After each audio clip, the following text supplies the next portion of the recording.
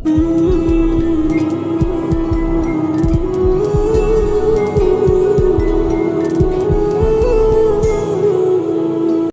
الله الرحمن الرحيم.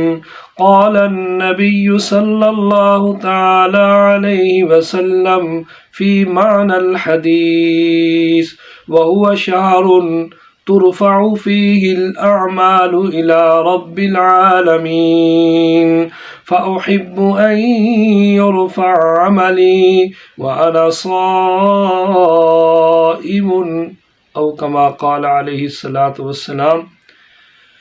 سنن نسائی شریف کی حدیث پاک ہے، راوی حضرت اسامہ بن زید رضی اللہ تعالی عنہ ہے۔ فرماتے ہیں میں نے عرض کیا یا رسول اللہ صلی اللہ علیہ وسلم، آپ کسی مہینے کے اندر اتنے نفلی روزے نہیں رکھتے جتنے نفلی روزے آپ شعبان المعظم کے مہینے میں رکھتے ہیں۔ اللہ کے پاک نبی صلی اللہ تعالی علیہ وسلم نے ارشاد فرمایا کہ یہ ایسا مہینہ ہے، ہوا شہر ترفع فیہ الاعمال الی رب العالمین، کہ اس مہینے میں رب العالمین کی طرف ان کے بندوں کے اعمال جاتے ہیں، اٹھائے جاتے ہیں۔ فأحب أن يرفع عملی وأنا صائم، تو مجھے یہ بات پسند ہے جب میرا اعمال نامہ میرے رب کے دربار میں جائے تو میں روزے کی حالت میں ہوں۔ مختلف احادیث میں آتا ہے، ایک حدیث پاک میں آتا ہے کہ سارے بندوں کے اعمال نامے شعبان المعظم میں اٹھائے جاتے ہیں۔ ایک حدیث پاک میں آتا ہے شعبان المعظم کے مہینے کی 15 تاریخ کو اٹھائے جاتے ہیں۔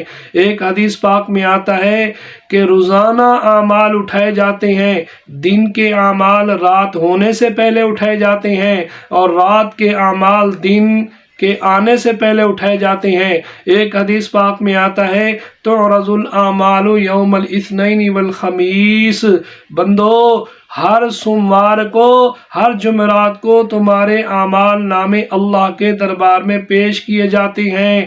آگے فرمایا وَمِن تَائِبٍ فَيُتَابُ عَلَيْهِ، جس کے اعمال نامے میں توبہ ہو، وہ توبہ کرنے والا ہو، اس کی توبہ قبول ہو جاتی ہے۔ وَمِن مُسْتَغْفِرٍ، جو استغفار کرنے والا ہو، بخشش چاہنے والا ہو، فَيُغْفَرُ لَهُ، اللہ اسے معاف فرما دیتے ہیں۔ پاک نبی نے، سچے نبی صلی اللہ تعالی علیہ وسلم نے ارشاد فرمایا وَيُرَدُّ أَهْلُ الزَّغَائِنُ بِزَغَائِنِهِمْ، مگر وہ لوگ جن کے دل میں کینہ ہے، حسد ہے، بغض ہے، ان کی کوئی نیکی قبول نہیں ہے، ان کے اعمال نامے کو رد کیا جاتا ہے، واپس لوٹا دیا جاتا ہے، منہ پہ مار دیا جاتا ہے۔ ایک حدیث پاک میں آتا ہے کہ نیک راتوں میں ہر مجرم کی، ہر گناہ گار کی بخشش ہو جاتی ہے، مگر مشرک کی اور اسی طرح ماں باپ کے نافرمان کی اور اسی طرح رشتہ داروں سے قطع رحمی کرنے والے کی اور اسی طرح ناحق قتل کرنے والے کی اور اسی طرح والدین کی نافرمان، ان کی بخشش نہیں ہوتی۔ اللہ جل شانہ ساری زندگی ہر گناہ سے بچنے کی توفیق عطا فرمائے، بالخصوص کبائر گناہ سے بچنے کی توفیق عطا فرمائے۔ اور شعبان المعظم کا مہینہ ہے، رب توفیق عطا فرمائے زیادہ سے زیادہ نفلی روزے رکھ کر اپنے اللہ کی رضا کو حاصل کرنے کی توفیق عطا فرمائے۔ یہ امام الانبیاء کی چاہت تھی کہ میں روزے کی حالت میں ہوں اور میرا اعمال نامہ اللہ کے دربار میں اٹھایا جائے۔ اللہ پاک عمل پیرا ہونے کی توفیق عطا فرمائے۔ وآخر دعوانا ان الحمد للہ رب العالمین۔